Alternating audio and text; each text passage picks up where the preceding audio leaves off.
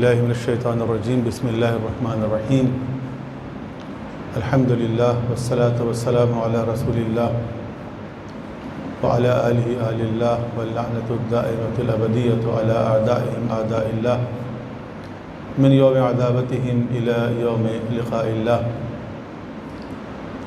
ہماری گفتگو سیرت کے حوالے سے ہو رہی ہے، سیرت پیغمبر کے حوالے سے، اور پیغمبر اکرم کے زمانے سے پہلے ہم بات کر رہے تھے عرب کی تاریخ اور جغرافیہ۔ الغرض عرب کے جو سیاسی حالات ہیں، جو معاشی حالات ہیں، جو معاشرتی حالات ہیں، جو تہذیب و تمدن کے حالات تھے۔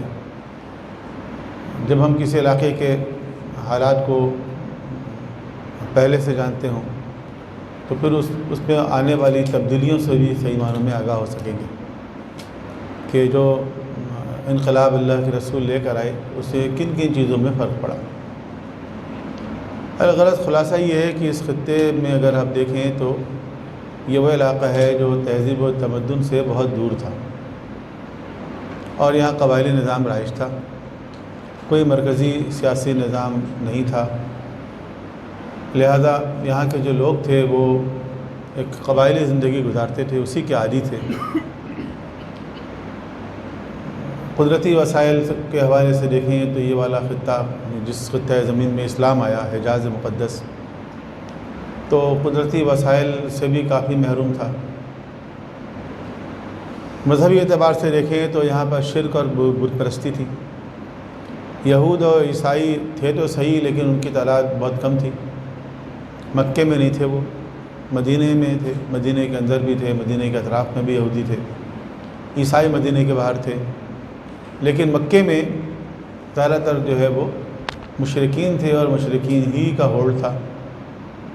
مشرکین وہ تھے کہ جو مختلف طرح کے تھے، یعنی مشرکین بھی ایک جیسا عقیدہ نہیں رکھتے تھے۔ کچھ تو اتنے جاہل تھے جو سمجھتے تھے کہ جو پتھر کا بت ہے یہی ان کا خدا ہے، کچھ ایسے تھے جو سمجھتے تھے کہ یہ بت ان کا خدا نہیں ہے لیکن یہ خدا تک پہنچنے کا ذریعہ ہے، کچھ سمجھتے تھے کہ وہ خدا تو اور ہے لیکن یہ اس کی مختلف شکلیں، جیسے آج کل ہندو مذہب ہے، وہ نہیں کہتے کہ بت جو ہے وہ ان کا خدا ہے، بلکہ وہ کہتے ہیں کہ خدا تو وہی ہے، ایک ہی ہے سب کا، لیکن وہ مختلف شکلوں میں آیا ہے، انسانی شکل میں، حیوان کی شکل میں، انسان کی ہدایت کے لیے یا اس کی مدد کے لیے۔ تو یہ اس کی مختلف شکلیں ہیں جو ہم بتوں کی صورت میں بناتے ہیں، یہ اصل میں ان کا ریپلیکا ہے۔ تو مشرکین کا بھی کوئی ایک مذہب نہیں تھا، آخرت پر وہ یقین نہیں رکھتے تھے، حساب و کتاب پر یقین نہیں رکھتے تھے، حیات بعد الموت پر یقین نہیں رکھتے تھے۔ تو اس قسم کے مشرکین تھے، کسی آسمانی کتاب کو نہیں مانتے تھے، گزشتہ آسمانی مذاہب کو، یہودیت کو، عیسائیت کو یا تورات و انجیل کو وہ نہیں مانتے تھے۔ تو ایک ایسا معاشرہ تھا جس کے اندر پیغمبر اکرم آئے۔ پیغمبر کی آمد سے پہلے کا جو واقعات ہیں ان میں سے ایک مشہور واقعہ تو ابرہہ کا ہے کہ ابرہہ نے خانہ کعبہ پہ حملہ کرنے کی کوشش کی۔ ابرہہ یمن سے آیا تھا، بنیادی طور پر عیسائی تھا۔ یمن میں درمیان میں ایسا ہوا کہ یہودیوں نے قبضہ کر لیا تھا اور وہاں عیسائیوں پہ بڑے مظالم ڈھائے، تو یمن کے عیسائیوں نے مدد کے لیے رومن امپائر کو لکھا، تو وہاں سے ایک لشکر آیا اور اس لشکر نے آ کے اس یہودی حکومت کا خاتمہ کر دیا اور وہاں عیسائیت کو رائج کر دیا۔ تو ابرہہ جو تھا وہ اصل میں یمن کا وہ نمائندہ حکمران تھا جو کہ رومن امپائر کی طرف سے آیا تھا۔ اس کو پتہ چلا کہ مکے میں کوئی خانہ کعبہ بھی ہے، اس کی وجہ سے وہاں بڑے بڑے میلے لگتے ہیں، عکاس کے میلے، اور بڑی ایکٹیویٹی ہوتی ہے، کلچر اور بزنس ایکٹیویٹی۔ تو پہلے تو اس نے کوشش کی کہ اس کے مقابلے میں یہاں پہ بھی کوئی بڑا میلہ لگ جائے۔ وہ میلہ لگا لیکن اتنا کامیاب نہیں ہوا، اس میں دور دراز سے لوگ نہیں آتے تھے اتنے۔ پھر پتہ چلا کہ جی مکے میں اس لیے ہوتا ہے کہ خانہ کعبہ ہے وہاں پہ، تو لوگ خانہ کعبہ کی وجہ سے جاتے ہیں، خانہ کعبہ کی زیارت بھی ہو جاتی ہے اور ساتھ ہی ساتھ جو ہے وہ کچھ بزنس ایکٹیویٹی بھی ہو جاتی ہے۔ تو اس نے ایک بہت بڑا سا گرجا بنا دیا اپنے یہاں. اس نے کہا اس کی زیارت کے لیے آیا کرو. اب اس کی زیارت کے لیے کون جائے گا؟ وہی جائے گا جو ان کے مذہب کا ہوگا. تو لوگ نہیں جاتے تھے بھی. اس نے کہا جا کے خانہ کعبہ کو گرا دو، نہ کعبہ رہے گا، نہ مرکزیت رہے گی، نہ ان کا بازار چلے گا. تو اس چکر میں وہاں سے آیا وہ. اب ظاہر ہے کہ ایک اسٹیبلش فوج لے کر ایک علاقے کے اندر کوئی آ رہا ہے تو علاقے میں بھی تو فوج ہونی چاہیے. علاقے میں فوج ہی نہیں تھی، کوئی حکومت ہی نہیں تھی، نہ کوئی فوج تھی پروفیشنل. جو چھوٹے موٹے جتھے تھے جو آپس میں لڑتے تھے قبائلی نظام والے، وہ ایک پروفیشنل فوج کا مقابلہ نہیں کر سکتے تھے. اس لیے انہوں نے کوئی ریزسٹ بھی نہیں کیا. تھوڑے بہت ریزسٹنس کا ملتا ہے بعض قبائل کی طرف سے، لیکن وہ کوئی قابل ذکر نہیں ہے. تو بالآخر جب مکے میں خبر آئی تو حضرت عبد المطلب کے ہاتھ میں اس وقت چابی ہوا کرتی تھی. تو انہوں نے لوگوں سے کہا کہ تم لوگ ایسا کرو، دور چلے جاؤ، خانہ کعبہ کو چھوڑ دو خالی اور اپنی جان بچاؤ، خانہ کعبہ کا کچھ نہ کچھ ہو جائے گا. لوگ چلے گئے دور، اور انہوں نے بھی آ کے خانہ کعبہ کی ایک الوداعی زیارت کی اور خدا سے دعا کی کہ بہرحال ہر آدمی اپنے گھر کی حفاظت خود ہی کرتا ہے، تو بھی اپنے گھر کی حفاظت خود ہی کر، ہم تو نہیں کر سکتے. اور اس کے بعد وہ چلے گئے خالی چھوڑ کر، اور گئے سیدھے ابرہہ کے پاس. جب گئے تو ظاہر ہے کہ وہ مکے کے سردار تھے ایک طرح سے. اس نے ان کو ڈیو پروٹوکول دیا اور اس کے بعد پوچھا کہ انہوں نے پوچھا کیسے آنا ہوا، کیسے آ رہے ہو بھائی تم؟ اس نے کہا میں تو خانہ کعبہ کو گرانے کے لیے آیا ہوں. اس نے کہا آپ کیسے آئے ہیں؟ کہا میں تو اپنے اونٹوں کے لیے آیا ہوں کہ تمہارے لوگوں نے میرے کچھ اونٹ پکڑ لی ہیں. اس نے کہا بہت افسوس ہوا آپ کی بات سن کے کہ آپ مکے کے سردار ہیں اور آپ کو خانہ کعبہ کی فکر نہیں ہے جس کو آپ اللہ کا گھر سمجھتے ہیں، اور آپ کو اپنے اونٹوں کی فکر ہے. تو آپ نے کہا کہ میں اونٹوں کا مالک ہوں، انی انا رب الابل، میں اونٹوں کا پرورش کرنے والا ہوں، تو مجھے اونٹوں کی پرواہ ہے، اور اس گھر کا بھی ایک رب ہے، گھر کی پرواہ وہ کرے گا جو اس گھر کا رب ہے، تو مجھے تو اپنے اونٹ چاہیے. اس نے کہا اچھا بھائی دے دو ان کو اونٹ واپس، جو ان کے اونٹ لے کر آیا وہ دے دو ان کو. وہ اپنے اونٹ لے کے آ گئے. انہوں نے اس کو مذاق سمجھا کہ دیکھو یہ اپنے اونٹ لینے کے لیے آ گئے. پھر بعد میں یہ ہوا کہ خانہ کعبہ پہ ابرہہ کا لشکر حملہ کرنے کے لیے آیا، لیکن راستے میں پرندوں کے کنکریوں سے ہلاک ہو گیا پورا لشکر، پرندوں کی کنکریوں سے. ابابیل، طیرن ابابیل، ابابیل کہتے ہیں چھوٹے چھوٹے پرندوں کو. ابابیل کسی پرندے کا نام نہیں ہے. ہمارے یہاں ایک پرندے کا نام رکھ دیا گیا ابابیل، جو شام کو اڑتی ہوئی نظر آتی ہے، اس کو کہتے ہیں ابابیل. حالانکہ ابابیل کسی پرندے کا نام نہیں ہے. ابابیل یعنی چھوٹے چھوٹے سے پرندے، چھوٹے پرندے، ان کو کہتے ہیں ابابیل، جمع ہے ابابیل. تو چھوٹے پرندے، اور طیر کہتے ہیں پرندے کو. اور وہ جو ہے وہ کنکریاں لے کر آئے اور انہوں نے کنکریاں برسائی، اور اس سے وہ لشکر جو ہے وہ ہاتھی والا لشکر، ہاتھی پہ آیا تھا. وہ ہاتھی بھی ساتھ لے کر آیا تھا، اونٹ گھوڑے کے ساتھ ساتھ ہاتھی، کیونکہ عرب کے لوگوں نے ہاتھی نہیں دیکھا تھا. یہاں کے لوگوں کو ہاتھی کا نہیں پتہ تھا. نام تو سنا ہوا تھا انہوں نے ہاتھی، لیکن کبھی ہاتھی کی شکل نہیں دیکھی تھی. تو ہاتھی کو دیکھ کے ڈر گئے ہوں گے کہ اتنا بڑا جانور ہاتھی، ظاہر ہے کہ ہاتھی بہت بڑا ہوتا ہے، تو اس کو دیکھ کے ڈر گئے ہوں گے. لیکن بہرحال وہ ہاتھی کا جو لشکر تھا وہ پرندوں کے کنکریوں سے تباہ و برباد ہو گیا. اب کچھ لوگ جو ہے وہ معجزات کو نہیں مانتے. انہوں نے کیا کہا؟ انہوں نے کہا کہ یہ جو لشکر تباہ ہوا وہ کنکریوں سے نہیں ہوا، بلکہ وہ کسی ایسے وائرس سے، جیسے چیچک کا وائرس ہے، کیونکہ کاسفی معقول کہا گیا نا کہ وہ بھس کی کھائی ہوئی بھس کی طرح ہو گئے.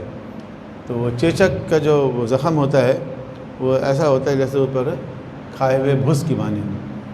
تو انہوں نے کہا جیسے سر سید احمد خان کی تفسیر بھی اس طرح کی ہے کہ کھائے ہوئے بھس کی مانند، تو یعنی چیچک کا وائرس پرندوں نے آ کے پھیلا دیا، اور اس کی وجہ سے وہ حالانکہ ایک لشکر آ رہا ہے حملہ کرنے کے لیے، ایک دم چیچک ہوا اور ایک دم اتنی تیزی سے فوراً مر بھی گئے. یہ مشکل ہے، چیچک میں بھی انسان سروائیو کرتا ہے بہت دنوں تک، اور مرتا کم ہی ہے چیچک میں، نشان وشان آ جاتا ہے. لیکن بہرحال لوگوں نے اپنی انٹرپریٹیشن اس کی اختیار کی. اس وقت چیچک کا وائرس دریافت ہو گیا تھا، لوگوں نے چیچک کہہ دیا. آج کل آپ کو وبائی بیماری کہہ دیں، چیچک دنیا سے ویسے ختم ہو گیا.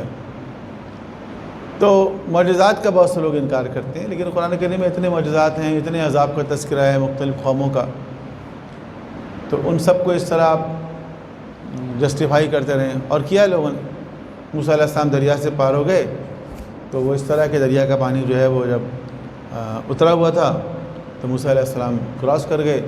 جب فرعون کا لشکر آیا تو پانی چڑھ گیا اور وہ لشکر ڈوب گیا.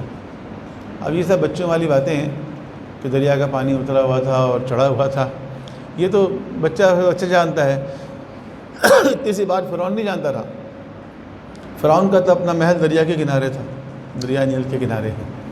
وہ تو ہر مہینے دیکھتا ہوگا کس تاریخ کو پانی چڑھتا ہے اور کس تاریخ کو اترتا ہے. ٹھیک ہے، اس کا ایک تعلق چاند سے ہوتا ہے کہ پانی کب چڑھ رہا ہے اور کب اتر رہا ہے. اور پانی ایک دم تو نہیں چڑھ جاتا، آہستہ آہستہ چڑھتا ہے گریجولی. اگر کوئی پانی میں بھی ہو تو اس کو اندازہ ہو جائے گا پانی آہستہ آہستہ بڑھ رہا ہے تو اوپر آ جائے گا. وہ ایسا بیوقوف تو کوئی نہیں ہوتا کہ پانی چڑھ رہا ہو وہیں کھڑا رہے. لیکن یہ وہ لوگ ہیں جو اصل میں معجزات کا انکار کرتے ہیں. وہ کہتے ہیں نہیں، معجزات جو ہیں ان کی بھی سائنسی توجیہ ہو سکتی ہے. تو معجزات جو ہیں وہ سائنسی توجیہ والے نہیں ہوتے. پیغمبر معراج پر گئے تو کچھ لوگوں نے اس کو بھی E=mc² سے ثابت کرنے کی کوشش کی کہ ماس جو ہے وہ انرجی میں کنورٹ ہو گیا، انرجی جو ہے وہ ماس میں کنورٹ ہو گیا. تو یہ سب ایسی بیوقوفانہ باتیں ہیں. E=mc² میں c جو ہے وہ کیا چیز ہے؟ c ویلاسٹی آف لائٹ کے لیے ہے. ٹھیک ہے، اور ویلاسٹی آف لائٹ کا بھی اسکوائر. جسٹ امیجن کوئی چیز جو ہے اس کی ویلاسٹی آف لائٹ کے برابر نہیں ہو سکتی، چاہے جائے کہ اس کے بھی اسکوائر. تو بہرحال یہ سب چیزیں ہیں جو بعض لوگ پیش کرتے ہیں، اور وہ ابرہہ کے لشکر کے بارے میں بھی کہتے تھے. تو معجزات سے ہم انکار نہیں کرتے. معجزات اصل میں کار خدا ہے جو پیغمبر کے ہاتھوں سے ظاہر ہوتا ہے. یہ بنیادی طور پر خدا کا کام ہے. تو یہ جو اسباب ہیں، یہ جو قانون علل و معلول ہے، کاز اینڈ ایفیکٹ کی تھیوری ہے، یہ ہمارے لیے ہے نا، خدا کے لیے تو نہیں ہے. خدا ان کا پابند نہیں ہے. وہ جس طرح چاہے جو کام کر سکتا ہے.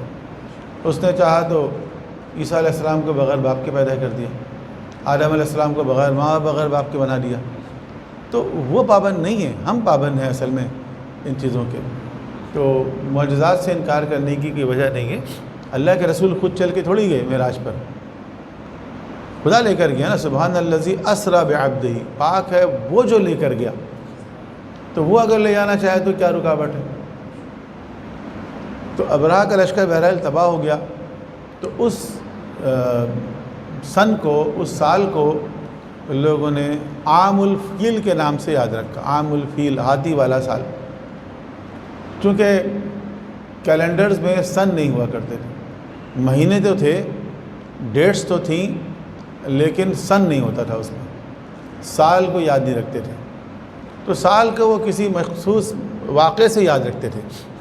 سال کو ایک خاص واقعہ، کوئی مشہور واقعہ ہو گیا. جیسے ہمارے بزرگ بھی بعض اوقات جو ہے نا، وہ لوگوں کی بچوں کی ولادت وغیرہ کو جو ہے وہ ڈیٹس وغیرہ کو مشہور واقعے سے یاد رکھتے ہیں. ٹھیک ہے نا. ان کو اپنی ڈیٹ آف برتھ بھی نہیں پتہ ہوتی. ان سے آپ پوچھیں جب پاکستان بنا تھا آپ کتنے سال کے تھے؟ پاکستان بنا تھا تو ہم ایسے 12 سال کے ہوں گے. بس آپ سمجھ لیں کہ 1947 میں وہ 12 سال کے تھے. ٹھیک ہے. یہ 65 کی جنگ کے 2 سال بعد پیدا ہوا ہے. اچھا اب آپ سمجھ لیں 65 کی جنگ کے 2 سال کے بعد اگر پیدا ہوا ہے تو اس کی ایج کتنی ہوگی. تو لوگ اس طرح اہم واقعات سے چیزوں کو یاد رکھتے ہیں. تو اس سال کو کہا گیا عام الفیل، یعنی ہاتھی والا سال. اور اسی سال پیغمبر اکرم کی ولادت ہوئی.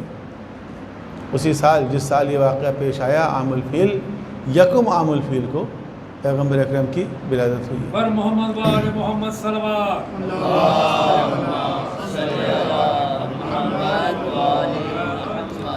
اور حضرت علیہ السلام کی ولادت جو ہے وہ 30 عام الفیل کو ہوئی ہے، 30 عام الفیل، یعنی حضرت علیہ السلام جو ہے پیغمبر اکرم سے 30 سال چھوٹے تھے۔ 30 عام الفیل کو امیر المومنین کی ولادت ہوئی، یکم عام الفیل کو پیغمبر اکرم کی ولادت ہوئی۔ جب آپ کی ولادت ہوئی تو اس وقت آپ کے والد گرامی اس دنیا سے جا چکے تھے، اور آپ کی پرورش آپ کی والدہ نے کی، اور پھر آپ کو ایک دائی کے حوالے کیا گیا۔ اب دیکھیے اس میں ہمارے ہاں کچھ لوگ جو ہیں وہ حضرت حلیمہ سعدیہ کے وجود سے انکار کرتے ہیں، اور وہ کہتے ہیں کہ نہیں، پیغمبر جو ہے وہ کسی کا دودھ کیسے پی سکتے ہیں۔ اچھا، بعض اوقات یہ ہوتا ہے کہ ہم جو ہے وہ تاریخ کو ایکچولی اپنی منطق سے ریفیوٹ کرنا چاہتے ہیں۔ ہر جو برانچ آف نالج ہے اس کی اپنی میتھڈولوجی ہوتی ہے نا۔ آپ تاریخ کو تاریخ کی مدد سے چیک کرتے ہیں، حدیث کو حدیث کے علوم کے سے چیک کرتے ہیں۔ تو تاریخ کو چیک کرنے کا طریقہ یہ نہیں کہ آپ نے ایک منطق بنا لی اور پھر اس سے آپ تاریخ کو سامنے رکھتے ہیں اور اسی سے پھر انکار کرتے ہیں یا اقرار کرتے ہیں۔ اور لوگ بھی کرتے ہیں، اور لوگ بھی بہت سے لوگ کرتے ہیں۔ ایک صاحب کہہ لیں کہ میں تو صحابہ اور صحابہ کے درمیان جنگ کو مانتا ہی نہیں ہوں۔ اچھا، تو آپ کے نہیں ماننے سے کیا ہوتا ہے؟ اتنی جنگیں تاریخ میں ہو گئی، اتنے لوگ مارے گئے، ایک جنگ صفین میں 1 لاکھ آدمی مارے گئے، کیونکہ آپ مانتے ہی نہیں ہیں۔ تو آپ کے نہیں ماننے سے کیا فرق پڑ جاتا ہے؟ 1 لاکھ آدمی تو مارے گئے دنیا میں۔ تو یہ ایک لاجک، بس ایک جملہ کہہ دینا کہ میں تو اس چیز کو مانتا ہی نہیں ہوں، تو یہ کافی نہیں ہے۔ ضروری ہے کہ آپ چیزوں کو اس کی اپنے میتھڈولوجی کے مطابق چیک کریں۔ تو سیرت اور تاریخ کی ہر کتاب کے اندر حلیمہ سعدیہ کا تذکرہ ہے۔ اچھا، اصل میں دیکھیں معاملہ اس طرح نہیں ہے جس طرح کے بعض اوقات پیش کیا جاتا ہے کہ آپ اپنی والدہ کے بجائے اگر کسی اور کا دودھ پی رہے ہیں تو اس کا مطلب یہ نہیں ہے کہ آپ کی والدہ کے ساتھ کوئی معاملہ تھا۔ کہتے ہیں کہ موسیٰ علیہ السلام نے تو کسی کا دودھ نہیں پیا، پھر وہ والدہ گئی محل میں۔ اچھا، اگر موسیٰ علیہ السلام نے فرض کریں کہ اپنی والدہ کے علاوہ کسی کا دودھ نہیں پیا، فرض کیا کریں، قرآن میں لکھا ہوا جا رہی ہے، تو کیوں نہیں پیا؟ بات یہ کیوں کا جواب آپ کے پاس کہاں سے آئے گا؟ آپ کو تو نہیں پتہ۔ ایک واقعہ ہے لکھا ہوا ہے قرآن کریم میں کہ موسیٰ علیہ السلام جب پہنچے فرعون کے دربار میں، لے کر جایا گیا، اور وہ ظاہر چھوٹے تھے، جب تو بچے کو بھوک لگی تو اب کیا کس کا دودھ پیے؟ وہ کسی کا نہیں پیا۔ پھر وہ ان کی بہن ساتھ ساتھ چل رہی تھی، اور بہن نے بتایا اندر جا کر کہ میں ایک ایسی خاتون کا پتہ بتاؤں کہ جس کا دودھ یہ پی لے گا۔ انہوں نے کہا ہاں، فوراً لے کر آؤ۔ وہ جا کے اپنی والدہ کو لے کر آ گئیں، اور اس طرح موسیٰ علیہ السلام چلے گئے۔ جب موسیٰ علیہ السلام کو خدا نے کہا نا کہ بچے کو ڈبے میں بند کر کے اور پانی میں ڈال دو، تو اس پر خدا نے موسیٰ علیہ السلام کی والدہ سے یہ بھی وعدہ کیا کہ میں اس بچے کو تمہیں پلٹاؤں گا، تمہیں لوٹاؤں گا۔ تو خدا نے ماں اور بچے کو لوٹا دیا، ظاہر ہے ملوا دیا۔ تو موسیٰ علیہ السلام جو دودھ نہیں پی رہے تھے مختلف عورتوں کی، اس کی وجہ کیا ہے کہ خدا کو موسیٰ علیہ السلام کو اپنی والدہ کی طرف پلٹانا تھا۔ اچھا، اب یہ ہے کہ کیا کافر عورت کا دودھ پی سکتے ہیں؟ نہیں پی سکتے۔ اولاً تو اس وقت اسلام آیا ہی نہیں تھا کہ آپ تمام لوگوں کو کافر کہہ دیں، اور کافروں اور مشرکوں کے درمیان میں ایک ایسا گروہ موجود تھا کہ جو اپنے آپ کو دین حنیف یا دین ابراہیمی پہ سمجھتا تھا۔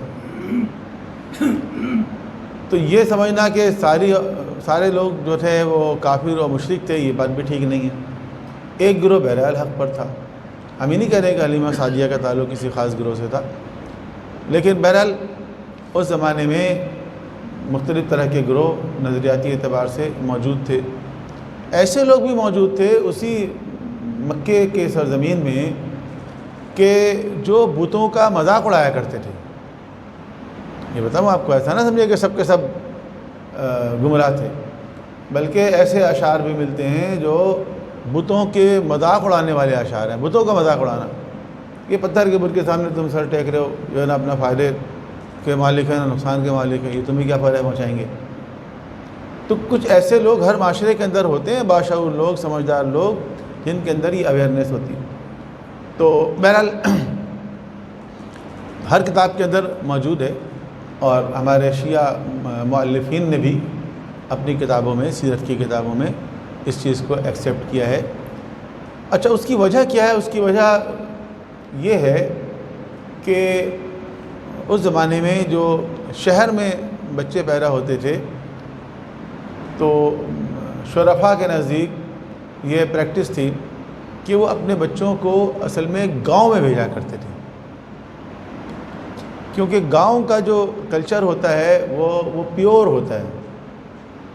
ہمیشہ اگر آپ اینتھروپولوجی میں جا کر دیکھیں نا، تو کلچر جو ہے وہ شہر کا پیور نہیں ہوتا، جو گاؤں کا کلچر ہوتا ہے وہ پیور ہوتا ہے، چونکہ شہر کے اندر جو اربن مائیگریشن ہوتی ہے، اس کی وجہ سے ڈیفرنٹ کلچرز کے لوگ آ جاتے ہیں، جمع ہو جاتے ہیں، اور وہ کلچرل ڈیفیوژن کی وجہ سے وہ اس کے اندر وہ پیورٹی باقی نہیں رہتی ہے، اور اسی طرح لینگویج کے اندر بھی وہ پیورٹی باقی نہیں رہتی۔ آپ کراچی کی اردو دیکھ لیں، اندازہ ہو جائے گا آپ کو کیا حال ہے اردو کا ٹھیک ہے۔ تو اگر آپ کو پیور لینگویج چاہیے، پیور کلچر چاہیے، تو وہ آپ کو گاؤں میں ملے گا۔ تو گاؤں میں بچوں کو بھیجا جاتا تھا تاکہ ان کی جو انیشل اپ برنگنگ ہے وہ پیور انوائرمنٹ کے اندر ہو، نیچرل انوائرمنٹ کے اندر ہو، ان کی گروتھ وہاں پر اچھی ہو، اور ان کی لینگویج وہاں پر زیادہ فصیح ہو۔ تو یہ پریکٹس تھی۔ تو اسی لیے وہ کہ حضور کی والدہ زندہ تھیں، موجود تھیں، اور ان کے لیے یہ بات بہت اچھی نہیں ہوگی، بہت خوش آئند نہیں ہوگی کہ ان کا جو بچہ ہے، ظاہر ہے ان کے شوہر بھی نہیں تھے دنیا میں، تو ان کا جو بچہ ہے وہ ان کی نظروں سے دور رہے۔ لیکن بہرحال انہوں نے یہ فیصلہ کیا، جیسا کہ لوگ کرتے تھے، کلچر کا حصہ تھا اس زمانے میں، اور حلیمہ سعدیہ جو ہیں وہ لے کر گئیں۔ پھر بہت سارے واقعات ملتے ہیں، جناب حلیمہ سعدیہ کے گھر خوشحالی آ گئی، اور ایک مرتبہ جب واپس آئیں، وہ جب رضاعت کی مدت پوری ہو گئی، تو اس کے بعد انہوں نے آ کے ریکویسٹ کی کہ اس بچے کو مزید کچھ عرصے رہنے دیں ہمارے پاس۔ تو کچھ عرصے اور رہے آپ، یعنی اپنی رضاعت کے علاوہ بھی کچھ عرصے آپ اسی علاقے میں، اسی خطے میں رہے۔ 6 سال کی عمر میں آپ کی والدہ گرامی کا انتقال ہو گیا، جب آپ 6 سال کے تھے، اور یہ انتقال بھی اس وقت ہوا جب کہ آپ مکے سے مدینہ کی طرف گئی۔ مدینہ جس کا قدیم نام یثرب تھا، مدینہ میں ان کا میکہ بھی تھا جناب حلیمہ کا، اور مدینہ میں حضرت عبداللہ کی قبر بھی تھی، پیغمبر کے والد گرامی۔ تو وہ مدینہ میں گئیں، اور وہاں سے واپسی پر ابوا کے مقام پر، کہ جو مکہ اور مدینہ کے درمیان میں ایک جگہ ہے، وہاں آپ کا انتقال ہو گیا پیغمبر اکرم کی والدہ کا۔ اور اس طرح پھر پیغمبر اکرم اپنے والد اور والدہ دونوں سے محروم ہو گئے۔ بعد میں ان کو مکہ لایا گیا، تو اس وقت جو ہے وہ حضرت عبد المطلب جو پیغمبر کے دادا تھے، ان کی نگرانی میں آپ آ گئے۔ جناب عبد المطلب کا بڑا مقام تھا، خانہ کعبہ کی تولیت ان کے پاس تھی۔ آج خانہ کعبہ پہ حملہ ہوتا ہے، یا سب مقدس مقامات پر جب کوئی حملہ ہوتا ہے، تو لوگ کہتے ہیں کہ جی ابابیل کا لشکر کیوں نہیں آ رہا ہے۔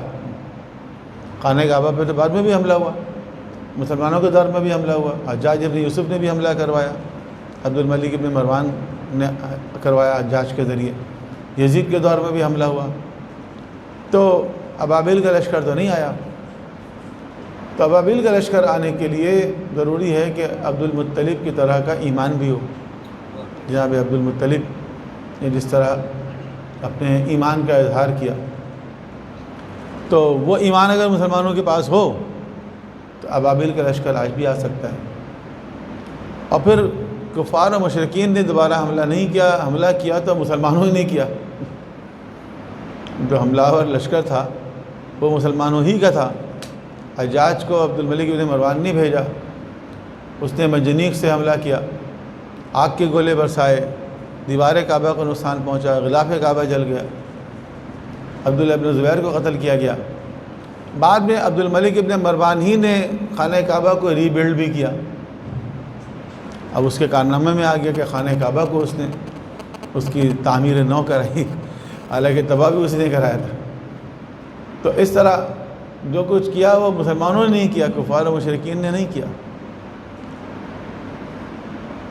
تو پیغمبر کے دادا جو تھے حضرت عبد المطلب، ان کا بڑا مقام تھا، ان کا بڑا رعب تھا، اور بہت محبت کرتے تھے۔ ان کے ویسے 10 بیٹے تھے، اور جو ان کی مسند لگی ہوتی تھی خانہ کعبہ میں، اگر وہ نہیں ہوتے تھے تو ان کی جگہ کوئی بیٹھ نہیں سکتا تھا، ان کے بیٹے نہیں بیٹھتے تھے ان کی جگہ احترام میں، لیکن پیغمبر اکرم جاتے تھے اور اس مسند پہ بیٹھ جایا کرتے تھے۔ بعض اوقات کسی نے ہٹانے کی کوشش کی تو انہوں نے منع کیا، انہوں نے کہا نہیں اس کو یہاں بیٹھنے دو۔ تو وہ بھی بہت محبت کیا کرتے تھے۔ لیکن بہرحال جب آپ 8 برس کے تھے تو آپ کے دادا بھی اس دنیا سے رخصت ہو گئے۔ اب جب رخصت ہو گئے تو اس کے بعد پھر حضرت ابو طالب کی کفالت میں آ گئے آپ۔ حضرت ابو طالب آپ کے چچا تھے، اور جناب ابو طالب نے جس طرح آپ کی پرورش کی وہ بھی بہت مثالی ہے۔ کس طرح اپنے بچوں کے مقابلے میں حضور کو ترجیح دیا کرتے تھے، اور اپنے بچوں کو کھانا پیٹ بھر کے نہیں دیتے تھے، لیکن حضور کو کوئی کمی نہیں ہونے دیتے تھے، اور بہت محبت کیا کرتے تھے۔ آپ نے یاد بھی فرمایا ہے جناب ابو طالب اور جناب فاطمہ بنت اسد کی محبت کو، ان کو آپ اپنی ماں کہا کرتے تھے، جناب فاطمہ بنت اسد مولا علی کی والدہ۔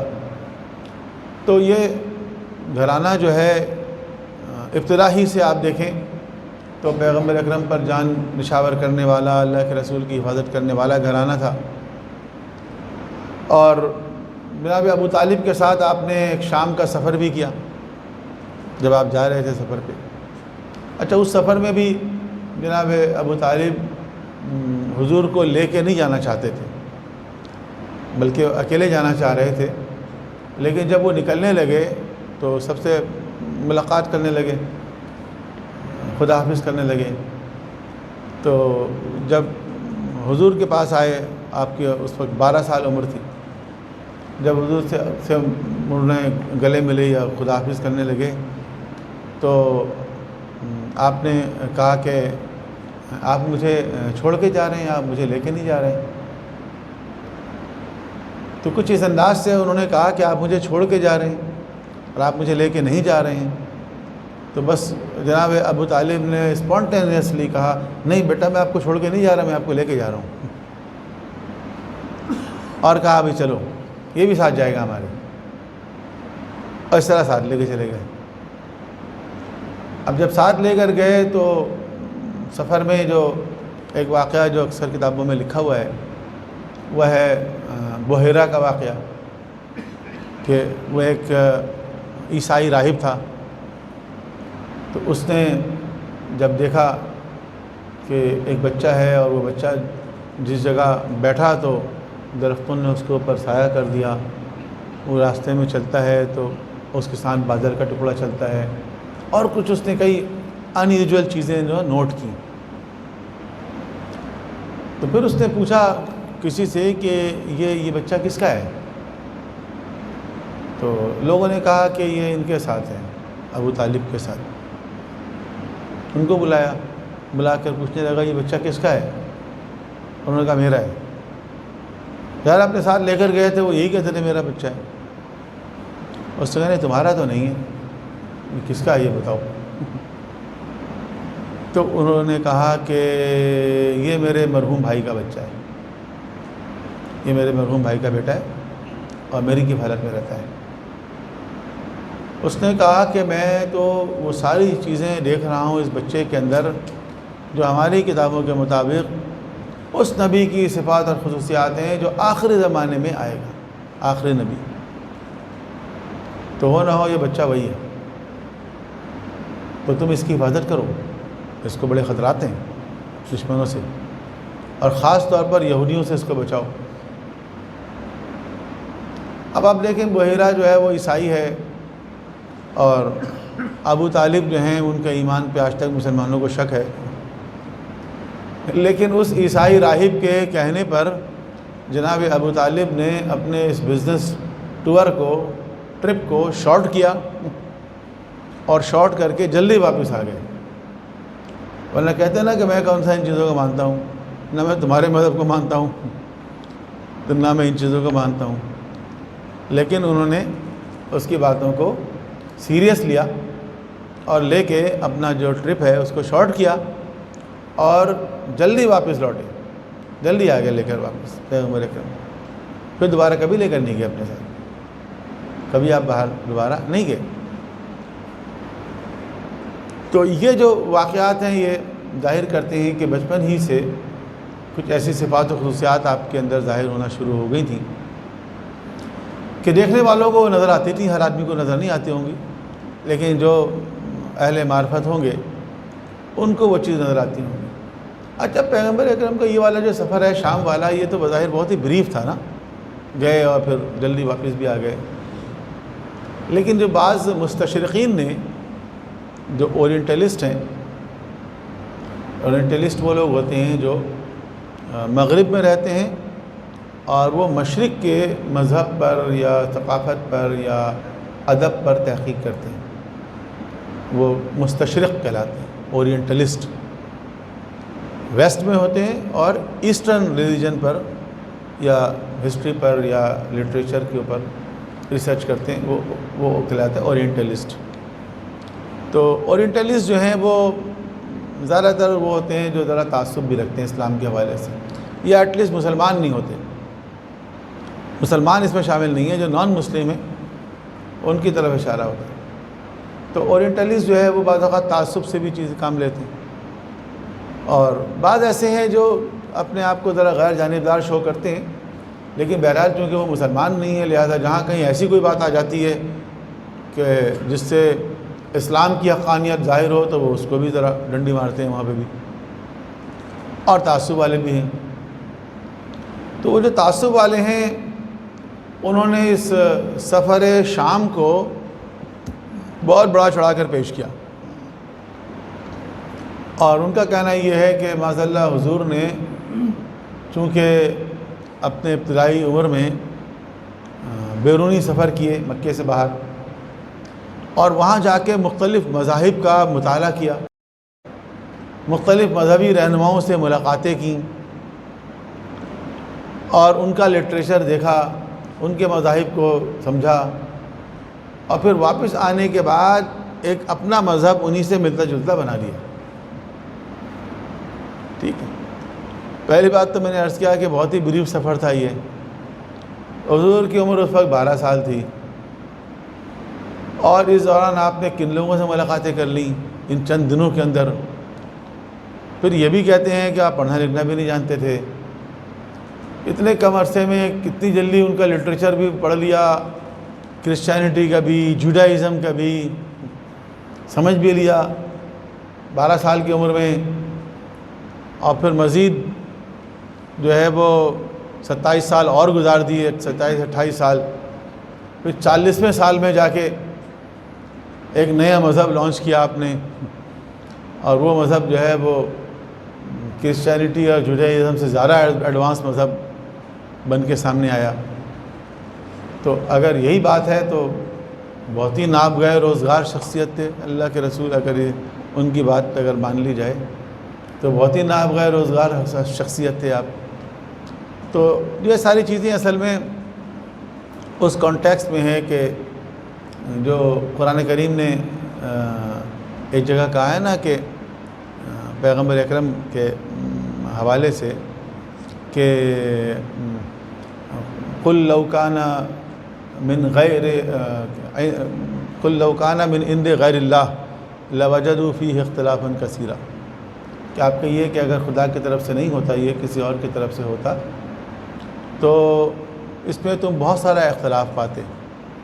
ایک تو یہ ہے، اس کے شروع میں یہ ہے کہ میں نے ایک عمر تمہارے درمیان بسر کی.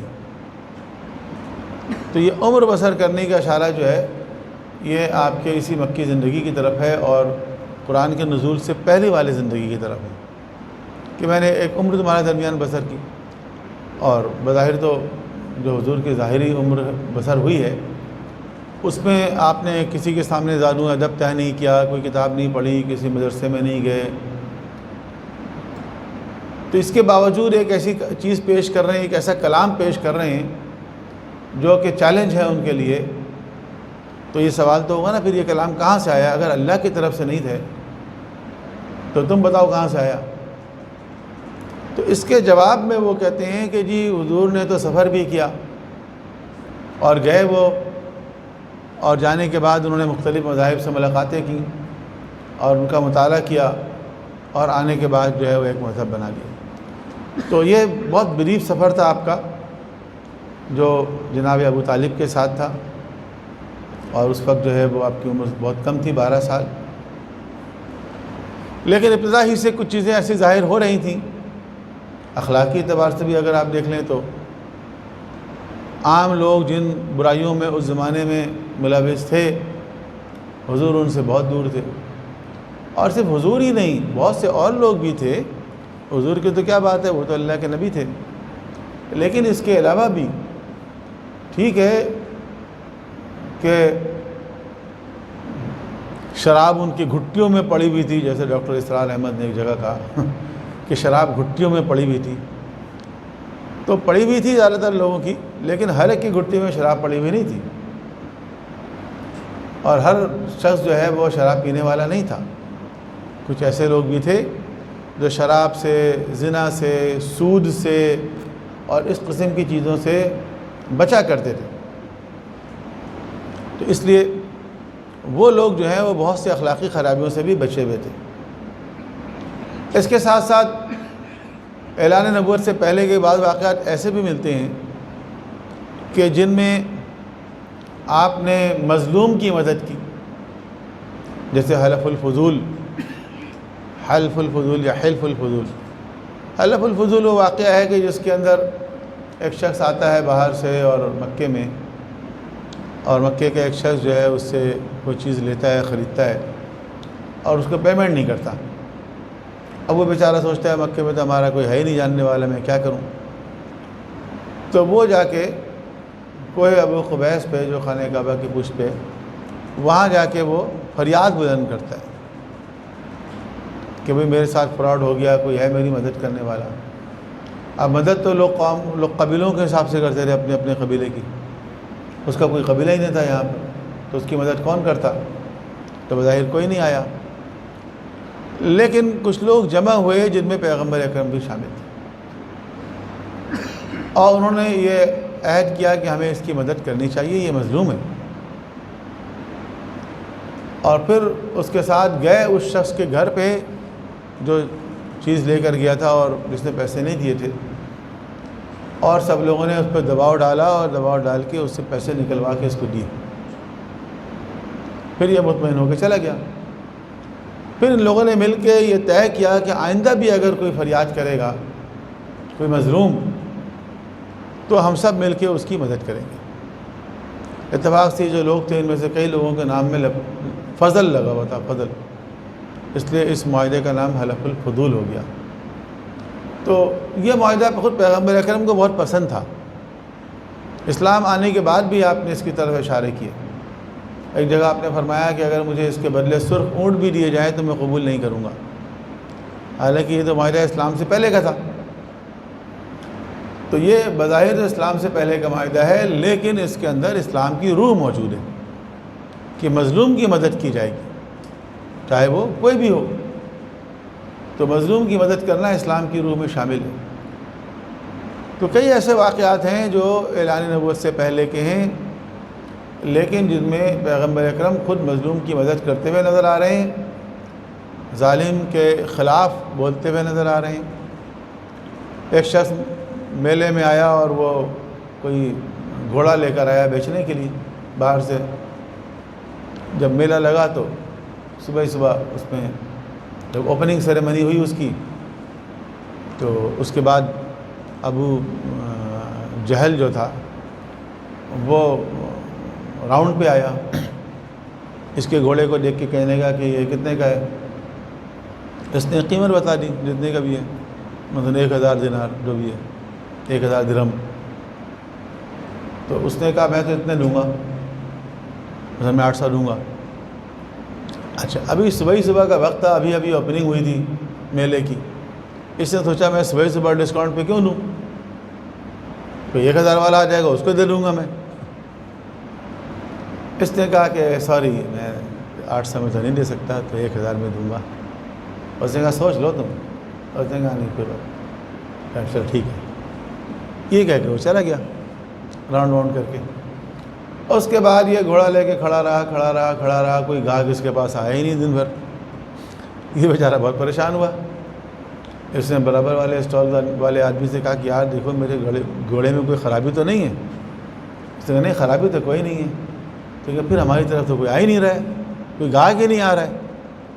اس نے کہا آئے گا بھی نہیں، فکر نہیں کرو، کوئی نہیں آئے گا۔ اس نے کہا کیوں نہیں آئے گا؟ کہا صبح ایک آدمی آیا رہا تمہارے پاس۔ نے کہا وہ ایک ہی آیا رہا صبح، تو تم نے کیوں نہیں دیا اس کو؟ اس نے کہا یار وہ تو اتنے میں مانگ رہا تھا، تو میں نے سوچا کہ ذرا میں نکل جائے گا، میں صبح کیوں دیتا اس کو؟ اس نے کہا یہی تو بات ہے، تمہیں پتہ نہیں وہ کون ہے۔ کون ہے وہ تو بڑی چیز ہے، وہ لیڈر ہے یہاں کا، یہ میلہ جو لگتا ہے نا، یہ اس کا آرگنائزر وہی ہے پیچھے سے۔ تم نے اس کو نہیں دیا۔ اس نے کتنا کہا تھا؟ اس نے اتنا کہا تھا 800۔ اب اس مکے میں کسی کی ہمت نہیں ہے کہ وہ 801 کہہ دے۔ اس نے جو ریٹ لگا دیا اب اس سے اوپر کوئی نہیں لگائے گا۔ اس نے کہا اوہ اتنی بڑی چیز ہے یار، پہلے پتہ ہوتا میں دے دیتا، جان چھڑاتا۔ اب کیا کرنا چاہیے بتاؤ؟ اب تو میں پھنس گیا، اب تو وہ نہیں آئے گا دوبارہ۔ اس نے کہا دیکھو وہ فلاں کیمپ میں ایک صاحب نظر آ رہے ہیں تمہیں، ان کے پاس جا کے اپنا مسئلہ بیان کرو۔ اور وہ پیغمبر اکرم تھے۔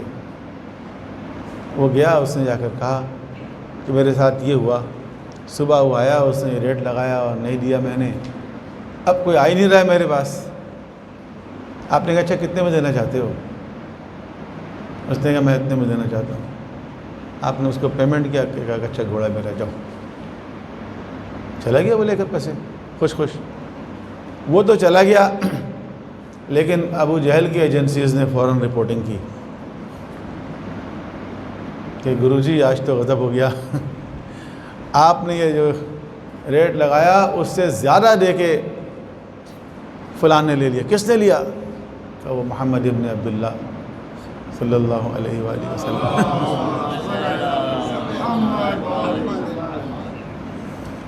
تو بہت تل ملایا وہ، لیکن کچھ نہیں کر سکا۔ تل ملایا بہت لیکن کر کچھ نہیں سکا وہ۔ تو ایسے کئی چیزیں ہیں کہ جن سے حضور نے وہ سگنل دیا، بتایا کہ اب تم لوگوں کی ابو جہل ابو لہب ٹائپ کے جو لوگ تھے، ان کی اتھارٹی پر کریک ڈاؤن کرنے والا آ چکا ہے۔ تو یہ جو واقعات ہیں یہ اعلان نبوت سے پہلے کے واقعات ہیں۔ شام کا ایک اور سفر آپ نے کیا جب آپ 25 سال کے تھے، جب آپ جناب خدیجہ کا مال لے کر گئے۔ جناب خدیجہ کے بارے میں پتہ ہے کہ وہ بہت مال تھا ان کے پاس، وراثت میں ملا تھا، مزید کاروبار انہوں نے کیا اور اضافہ ہوا۔ سب سے بڑا کاروان ان کا جایا کرتا تھا مکے سے۔ تو جناب خدیجہ کو جب پتہ چلا حضور کے بارے میں کہ آپ صادق اور امین ہیں، تو انہوں نے پیغام بھیجا کہ آپ اگر ہمارا مال لے کر جائیں تو میں آپ کو دوسرے لوگوں سے زیادہ منافع دوں گی، جو میں دوسروں کو دیتی ہوں اس سے زیادہ آپ کو میں وہ دوں گی، ریمونریشن دوں گی۔ اچھا، لیکن اللہ کے رسول کبھی کسی کی ریمونریشن پہ نہیں گئے، یہ ایک الگ بحث ہے پوری۔ کہ پیغمبر اکرم کبھی بھی کسی کے اجیر نہیں بنے، کسی کی آپ نے ملازمت نہیں کی۔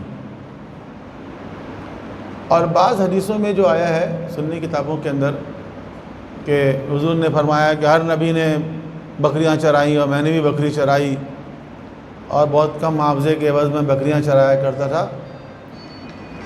تو ہمارے علماء نے تحقیق کی ہے کہ یہ بات ٹھیک نہیں ہے۔ اولا تو یہ بات ٹھیک نہیں ہے کہ ہر نبی نے بکری چرائی۔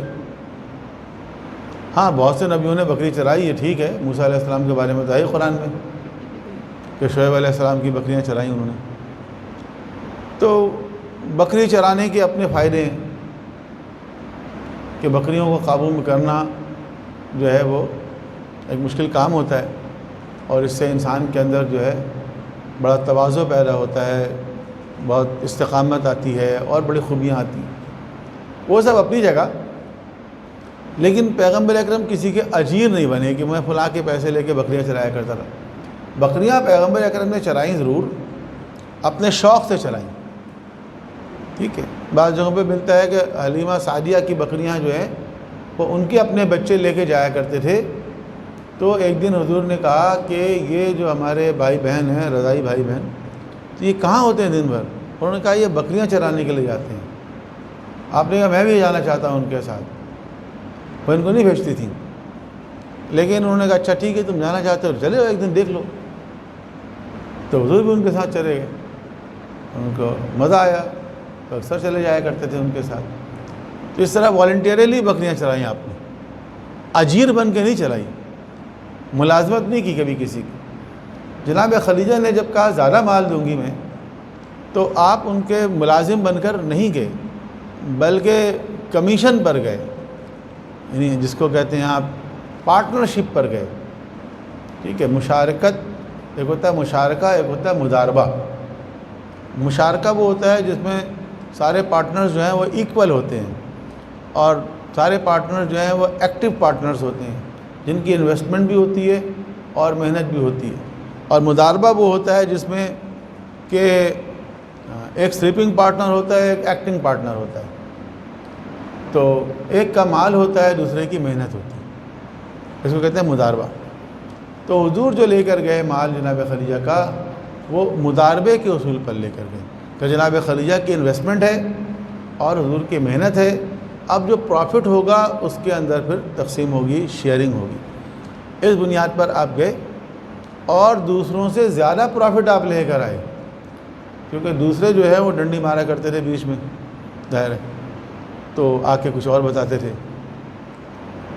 تو حضور نے تو ایمانداری سے سارا کام کیا، اس کے اندر منافع زیادہ ہوا تو زیادہ منافع لے کر آئے۔ لیکن جناب خدیجہ نے جو حضور کو بھیجا منافع کی خاطر نہیں بھیجا تھا، بلکہ حضور کی جو شہرت تھی، ان کی صداقت اور ان کی امانت اور ان کی شرافت، تو اس شہرت سے متاثر ہو کے آپ نے ان کو بھیجا، ان کے ساتھ اپنے غلام کو کیا، کہا کہ ذرا ان کو آبزرو کرنا اور مجھے آ کے رپورٹ دینا۔ پھر غلام نے آ کے رپورٹ دی کہ حضور کے اخلاق اور کردار اور ساری چیزیں پتہ چلتا ہے نا، انسان سفر میں جب ساتھ ہوتا ہے تو انسان کی ساری کوالٹیز کھل کے سامنے آتی۔ تو غلام نے جب آ کے رپورٹ دی تو پھر جناب خدیجہ نے آپ کے لیے شادی کا پیغام بھیجوایا۔ اچھا، یہ جو کہتے ہیں کہ جناب خدیجہ نے پیغام بھیجوایا، تو دیکھیں وہ پیغام اس طرح نہیں بھیجوایا تھا۔ بعض لوگوں کو شاید اس میں بھی تھوڑی سی غلط فہمی ہوتی ہے کہ شادی کا پیغام تو لڑکے والوں کی طرف سے جاتا ہے، ٹھیک ہے، لڑکی والوں کی طرف سے نہیں آتا۔ تو جناب خدیجہ نے پیغام بھیجوایا، تو جناب خدیجہ نے اس طرح پیغام نہیں بھیجوایا کہ شادی کا پیغام ہو، جیسے لڑکے والے لے کے جاتے ہیں لڑکی والے آ گئے، الٹا ہو گیا۔ تو اس طرح نہیں تھا، جناب خدیجہ نے پیغمبر اکرم کی مرضی معلوم کی، اور وہ اپنے ایک کزن کو، دوست کو بھیجا، اور انہوں نے آ کے پوچھا، جن کا نام نفیسہ بتایا جاتا ہے، انہوں نے آ کے حضور سے پوچھا کہ آپ جو ہیں وہ مطلب اس 25 سال کے ہو گئے، 25 سال کے ہو گئے تھے نا حضور، 25 سال تک شادی نہ کرنا اس معاشرے کے اندر ذرا ان یوزول بات تھی، کیونکہ بہت کم عمر میں شادی ہو جایا کرتی تھی۔ 25 سال تک حضور نے شادی نہیں کی، تو انہوں نے کہا کہ آپ نے اب تک شادی کیوں نہیں کی؟ تو حضور نے کہا کہ ابھی میرے پاس اتنے وسائل نہیں کہ میں شادی کروں.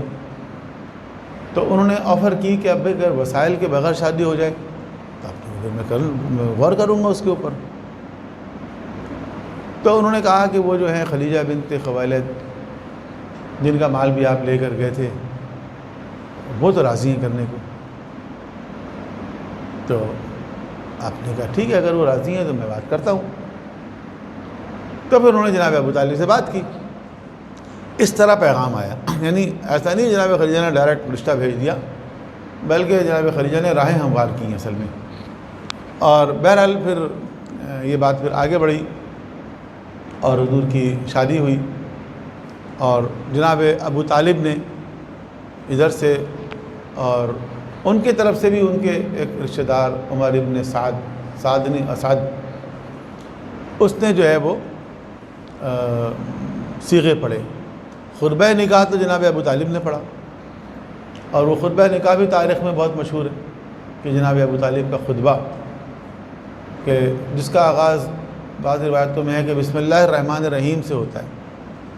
اور بسم اللہ الرحمن الرحیم کی عبارت جو ہے یہ پہلی مرتبہ جناب ابو طالب نے پڑھی. اور باقی جملے جو کامن ہیں وہ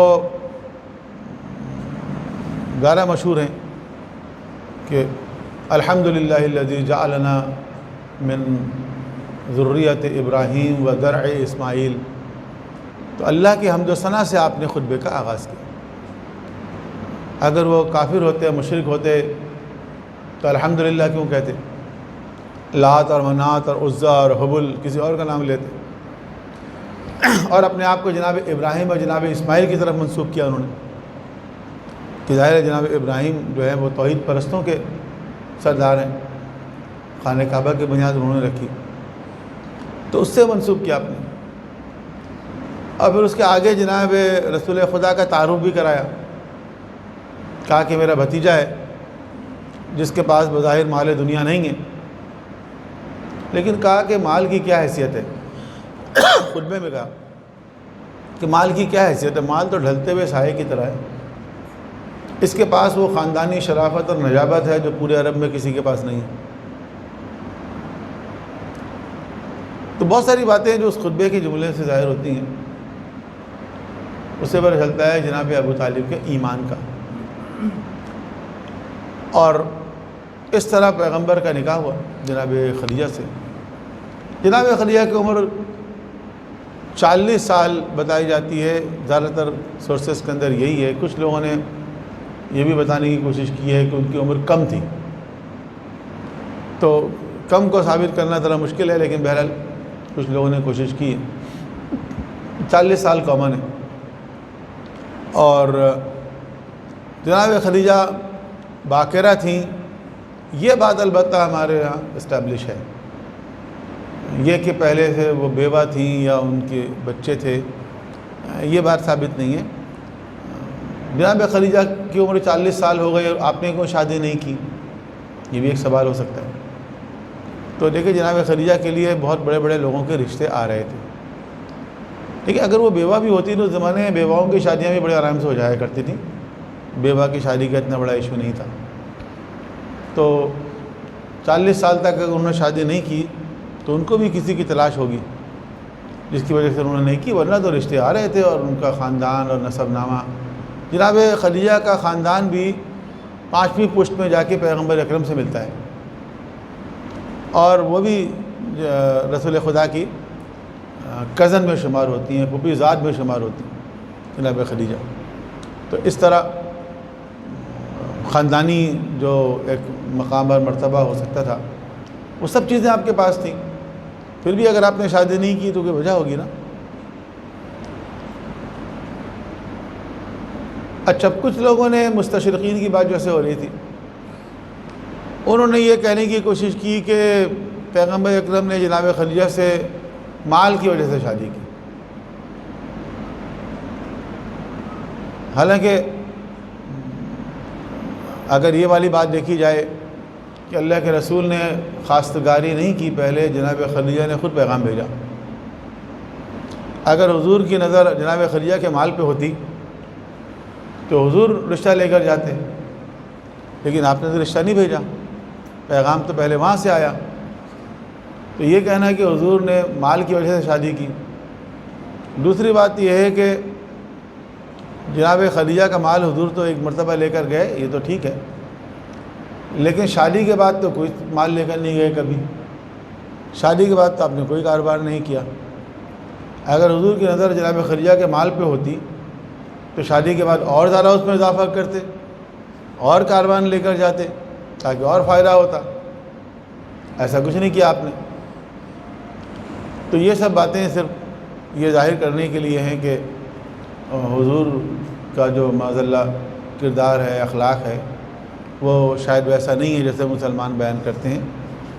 حالانکہ وہی لوگ پھر یہ بھی کہتے ہیں کہ حضور نے بہت ساری شادیاں کی، تو حضور جو ہے وہ معاذ اللہ شادیوں کے شوقین تھے۔ تو شادیوں کے حوالے سے آگے چل کے بات ہوگی، لیکن یہاں صرف ایک نقطہ بیان کر دوں میں کہ دیکھیں حضور نے جناب خدیجہ سے جب شادی کی تو زیادہ تر روایتیں جو ہیں، زیادہ تر تاریخ اور سیرت جو ہے اس بات پر متفق ہے کہ جناب خدیجہ کی عمر 40 سال تھی، حضور کی عمر 25 سال تھی۔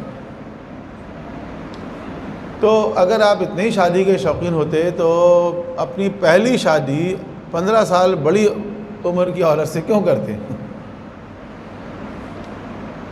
اور جب تک جناب خدیجہ حیات رہیں آپ نے دوسری شادی نہیں کی، یہ بھی اہم بات ہے۔ جب تک جناب خدیجہ زندہ رہیں آپ نے دوسری شادی نہیں کی۔ بعد میں تو آپ نے بہت ساری شادیاں کی۔ بعد میں آنے والی ازواج نے بھی بعض اوقات حضور سے کہا کہ آپ کیوں اس بوڑھی عورت کو یاد کرتے ہیں، خدا نے آپ کو اس سے زیادہ حسین عورتیں دی ہیں، تو آپ اس بات پہ ناراض ہو گئے۔ آپ نے کہا ایسی بات نہیں کرو، خدیجہ جیسی کوئی بھی نہیں ہے، کیونکہ اس نے اس وقت میرا ساتھ دیا جب سب نے ساتھ چھوڑ دیا، اس نے اس وقت میری تصدیق کی جب لوگوں نے میری تکذیب کی۔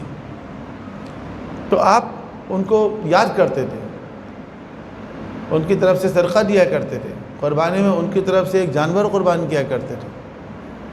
تو یہ سب چیزیں ظاہر کرتی ہیں کہ آپ کا جناب خدیجہ سے رشتہ تھا وہ ایک ایمانی رشتہ تھا، نہ کہ مثلا اس طرح کا رشتہ، ورنہ آپ اور شادیاں کر لیتے ہیں۔ اس زمانے میں ایک سے زیادہ شادیاں کرنا جو ہے بہت کامن تھا۔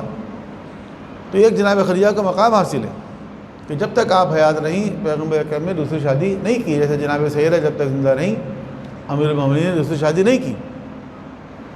حالانکہ کس چیز نے روکا تھا؟ شریعت نے اجازت دی ہوئی تھی، ٹھیک ہے۔ یہاں تو بعض لوگ کہتے ہیں کہ حضرت علی جو ہے ابو جہل کی بیٹی سے شادی کرنا چاہتے تھے۔ وہ ایک بیچ میں آیا تھا نا واقعہ، ایک مولوی کہتا ہے کہ اگر جناب سیدہ فلاں صاحب سے ناراض تھیں تو اس سے کیا فرق پڑتا ہے، وہ تو حضرت علی سے بھی ناراض ہو گئی تھیں۔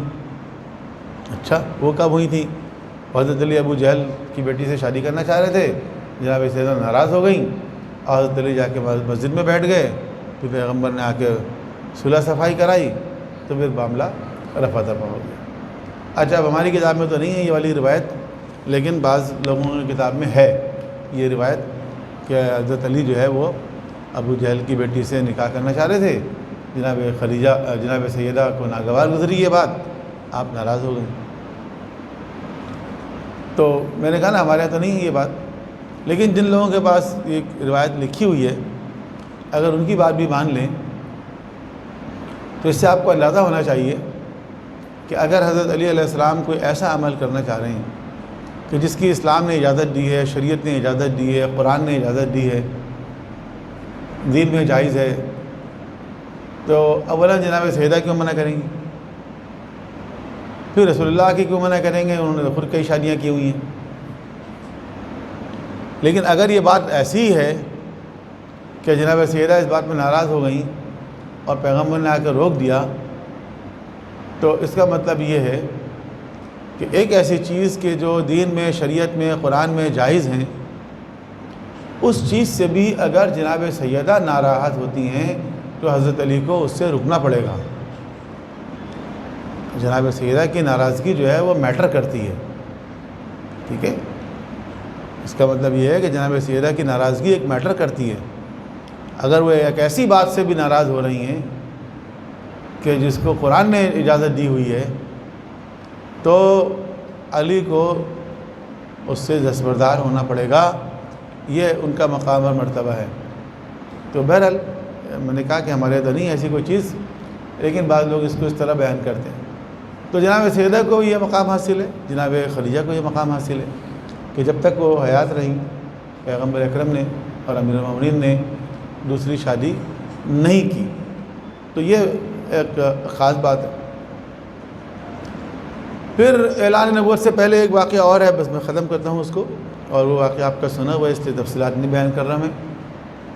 اور وہ خانہ کعبہ کی تعمیر نو والا واقعہ ہے کہ جب خانہ کعبہ کو سیلاب سے نقصان پہنچتا تھا اور بارش کا پانی جمع ہو جایا کرتا رہا۔ خانہ کعبہ نشیب میں ہے نا، تو بارش کا پانی ہر طرف سے وہاں جمع ہو جاتا رہا، بعض اوقات پورا کعبہ ڈوب جاتا رہا، چھت نہیں تھی اس کی،